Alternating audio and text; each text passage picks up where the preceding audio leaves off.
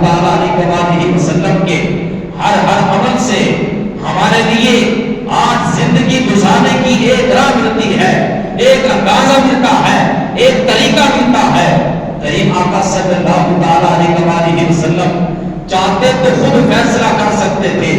آپ کے غلام تیار تھے، مگر کریم آقا صلی اللہ علیہ وسلم نے خود فیصلہ نہیں کیا، اپنے تمام صحابہ کو جمع کیا، جمع کرنے کے بعد ساری صورتحال ان کے سامنے رکھ دی اور صحابہ سے مشورہ دیا، اے میرے صحابہ، اے میرے غلاموں، اب ساری صورتحال کو میں نے آپ کے سامنے پیش کر دی، اب آپ بتائیں اس صورتحال کے سامنے ہمیں کیا کرنا چاہیے؟ اب سیدنا صدیق اکبر،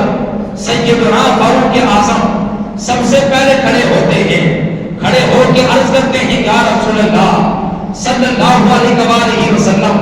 ہماری جان بھی آپ پہ قربان، یا رسول اللہ ہمارا مال بھی آپ پہ قربان، یا رسول اللہ ہماری آن، ہماری شان، ہمارا سب کچھ آپ کے قدموں پہ قربان ہے۔ کریم آقا سمجھتے تھے یہ تو وہ چند جان نثار صحابہ ہیں جو مکے میں بھی میرے ساتھ رہے، مگر حضور کا جو اشارہ تھا وہ انصار کی طرف تھا، حضور انصار کی طرف بھی یہ چاہتے تھے کہ انصار کیا جواب دیتے ہیں۔ سب سے پہلے قبیلہ اوس کے ایک سردار نے کہا، یا رسول اللہ صلی اللہ علیہ وسلم، ہم وہ نہیں ہیں جو قوم موسیٰ ہو کہ جب لڑائی کی باری آئی تو انہوں نے کہہ دیا، فَاذْهَبْ أَنْتَ وَرَبُّكَ فَقَاتِلَا إِنَّا هَاهُنَا قَاعِدُونَ۔ اے موسیٰ آپ جاؤ، آپ جا کے لڑو، آپ کا رب لڑے، ہم تو نہیں جاتے، ہم تو یہاں ہی رک جائیں گے، ہم تو یہاں بیٹھ جائیں گے۔ یا رسول اللہ ہم قوم موسیٰ کی طرح نہیں کرتے، جیسے آپ حکم دیں گے ایسے ہی ہم آپ کے ساتھ شانہ بشانہ چلتے رہیں گے۔ اب حضور نے پھر پوچھا، اے لوگوں بتاؤ اس معاملے میں ہمیں کیا کرنا چاہیے؟ اب قبیلہ انصار کا ایک اور جو گروہ تھا اس کے سردار کھڑے ہوئے اور انہوں نے بھی عرض کی، یا رسول اللہ صلی اللہ علیہ وسلم، ہم نے آپ کی ذات میں ایمان لایا، ہم نے آپ کی تصدیق کی، ہم نے آپ کے ذریعے اپنی پرانی تمام تر روایات کو چھوڑ کے آپ جو دین لے کر آئے اس کو قبول کر لیا۔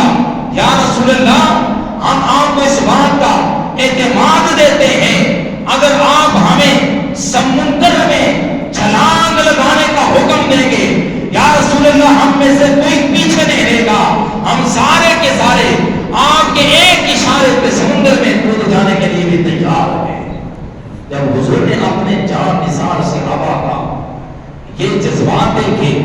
یہ انداز محبت دیکھی، یہ انداز جواب دیکھا، میرے کریم آقا کے چہرے پہ خوشی کے اثرات تھے۔ اب حضور علیہ السلام جنگ کے لیے تیار ہو گئے۔ پہلے دن ہی حضور علیہ السلام نے جا کے نشاندہی کر دی، عتبہ یہاں پہ مرے گا، شیبہ یہاں پہ مرے گا، ابو جہل یہاں کٹے گا، فلاں فلاں کافر کے یہاں پہ ٹکڑے ہوں گے۔ اب حضور صلی اللہ علیہ وسلم کی شان سمجھیے، حضور کا علم سمجھیے، ابھی جنگ شروع نہیں ہوئی، میرے کریم آقا نے جہاں جہاں نشاندہی کی تھی،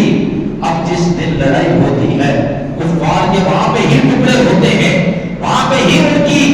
جناب خون گرتا ہے، وہاں پہ ہی ان کی لاشیں گرتی ہیں۔ اب اس کے بعد صبح لڑائی ہونے تھی، مسلمان وہاں پہ جمع ہیں، کفار نے پہلے آ کر اس زمین پہ قبضہ کر دیا، اس زمین پہ کنٹرول حاصل کر دیا جو لڑنے کے لیے زیادہ بہتر تھی، اور مسلمانوں کے حصے میں ریتلی جگہ آئی جہاں چلنا پھرنا دوڑنا دشوار تھا، مگر اللہ تعالیٰ نے اپنے محبوب علیہ السلام کے ذریعے مدد فرمائی۔ اِذْ يُغَشِّيكُمُ النُّعَاسَ أَمَنَةً مِّنَ السَّمَاءِ، اس رات اللہ تعالیٰ نے اہل ایمان پر نیند بھی طاری کر دی، یہ رات کو سو گے اور آسمان سے بارش بھی نازل کروا دی۔ جب آسمان سے بارش ہوئی، ریت اپنی جگہ پہ جم گئی، مکہ جس جگہ پہ تھے وہ جگہ مٹی والی جگہ تھی، اب وہاں پر کیچڑ بن گیا، ان کا چلنا، ان کا پھرنا، ان کا دوڑنا، ان کا مقابلہ کرنا مشکل ہو گیا۔ اور مسلمان جب رات کو سوئے، صبح جب اٹھتے ہیں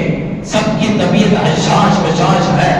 سب کے جسم تازہ ہیں، سب تازہ جذبات کے ساتھ فریش ہیں۔ ایمان تو پہلے سے ہی تازہ تھا، جذبات تو پہلے سے ہی تازہ تھے، ان کے اندر کسی قسم کی کوئی کمی نہیں پائی جا رہی تھی۔ مگر صحابہ کرام کیونکہ روزے بھی رکھا کرتے تھے، صحابہ نمازیں بھی پڑھا کرتے تھے، اب صحابہ کرام اس وقت ان کے جسم بھی تر و تازہ ہو گئے۔ اب لڑائی کا جب سلسلہ شروع ہوتا ہے، اسی رات کریم آقا صلی اللہ علیہ وسلم دعائیں مانگ رہے ہیں، اے میرے مالک یہ مٹھی بھر 15 سال کی میری کمائی جو تھی، 15 سال کی جمع پونجی، اے میرے مالک آج میں نے تیری بارگاہ میں پیش کر دی ہے۔ آج میرے مالک جو تو نے میرے ساتھ مدد کا وعدہ فرمایا تھا، آج وہ وعدہ پورا فرما۔ اے میرے مالک آج غیبی طور پر تو اپنی مدد ہمارے ساتھ شامل حال فرما۔ تاجدار کائنات ساری رات اس انداز سے عبادت و ریاضت گریہ زاری کرتے کرتے، اللہ کے حضور مانگتے مانگتے، اللہ کی بارگاہ میں التجائیں کرتے کرتے گزار دی۔ جب صبح ہوتی ہے تاجدار کائنات کیا دیکھتے ہیں کہ ان کا لشکر 3 گنا زیادہ ہے، یہ 313 ہے، وہ 1000 کا لشکر ہے، اور وہ اسرا یہاں پر موجود ہیں۔ اب حضور علیہ السلام نے آخری موقع پہ جو دعا فرمائی، وہ دعا تو فقط حضور علیہ السلام کو ہی ذہن دیتی ہے۔ تاجدار کائنات نے دعا فرمائی، اے میرے مالک زندگی بھر کی آج کمائی جو تھی، جو تبلیغ کے ذریعے چند مسلمان ہوئے تھے، آج وہ میں نے تیری بارگاہ میں پیش کر دیے۔ اے میرے مالک آج اگر کفار کے ذریعے تو نے ان کو مروا دیا، اے میرے مالک آج اگر ہم شکست کھا گئے، اے میرے مالک سن لے، آج کے بعد تا قیامت روئے زمین پر کوئی ایسا انسان نہیں ہوگا مالک جو تیری عبادت کر سکے، مالک جو تیرا نام لے سکے۔ اے میرے مالک آج تو اپنی مدد ہمارے سامنے حال فرما۔ جب اس انداز سے کریم آقا نے دعا فرمائی، سیدنا صدیق اکبر رضی اللہ تعالیٰ عنہ فرماتے ہیں کریم آقا کی کملی نیچے گرتی ہے، کریم آقا صلی اللہ علیہ وسلم کی کملی اٹھا کر سیدنا صدیق اکبر حضور کو دیتے ہیں، اور ساتھ ہی عرض کرتے ہیں یا رسول اللہ اب آپ بس کیجئے، یقیناً اللہ تعالیٰ ضرور مدد فرمائے گا۔ اب دعا ختم ہی کی تھی کہ تاجدار کائنات صلی اللہ علیہ وسلم نے سیدنا صدیق اکبر کو بشارت دی، اے صدیق اکبر یہ بشارت سن لیجئے، وہ جس مدد کا اللہ تعالیٰ نے وعدہ فرمایا تھا بِأَلْفٍ مِّنَ الْمَلَائِكَةِ مُرْدِفِينَ، 1000 فرشتوں کے ذریعے اللہ تعالیٰ نے آج ہماری مدد فرما دی ہے۔ 1000 فرشتوں کے ذریعے اللہ تعالیٰ نے ہماری مدد فرما دی ہے۔ تو امام الانبیاء صلی اللہ علیہ وسلم کے غلاموں، دراصل ہم نے اسے سیکھنا کیا ہے؟ یہ صرف واقعہ رسمی طور پہ نہیں کہ بیان کر دیا جائے، دراصل بات یہ ہے کہ جن جان نثار صحابہ نے اسلام کی پہلی جنگ لڑی، اسلام کی عظمت کے لیے لڑی، اسلام کی بقا کے لیے لڑی، اسلام کی شان و شوکت کے لیے لڑی، اسلام کا نام زندہ رکھنے کے لیے لڑی، ہمارا حق پہنچتا ہے، ہم مسلمان ہیں، ہم ان کے غلام ہیں، اپنے ان بزرگوں کے، اپنے کریم آقا کے اور کریم آقا کے صحابہ کے ان قصوں کو، ان کے ان کارناموں کو زندہ رکھیں اور آنے والی نسلوں تک یہ پہنچائیں کہ مسلمان دبنے والے نہیں ہیں، لیکن شرط یہ ہے کہ دل میں جذبہ صادق ہو، ایمان صادق ہو، تو تب پھر اللہ تعالیٰ ہر مارکے میں مسلمانوں کو ہمیشہ کامیابی عطا فرماتا ہے۔ اور یاد رکھیں اسباب ظاہری طور پر جتنے زیادہ ہی کیوں نہ ہو، اللہ تعالیٰ کی بارگاہ میں کبھی دعا مانگنا نہ چھوڑے. کریم آقا صلی اللہ علیہ وسلم کائنات میں سب سے عظیم انسان ہے,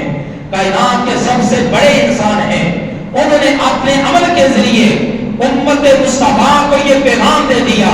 یہ سبق سکھا دیا, اے میری امت یاد رکھنا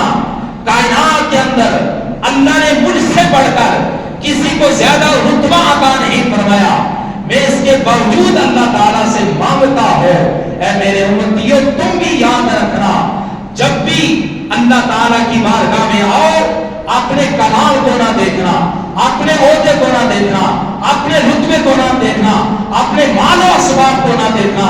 ہمیشہ اللہ تعالیٰ کی بارگاہ میں اس کی مدد طلب کرتے رہنا. جب اللہ تعالیٰ تمہیں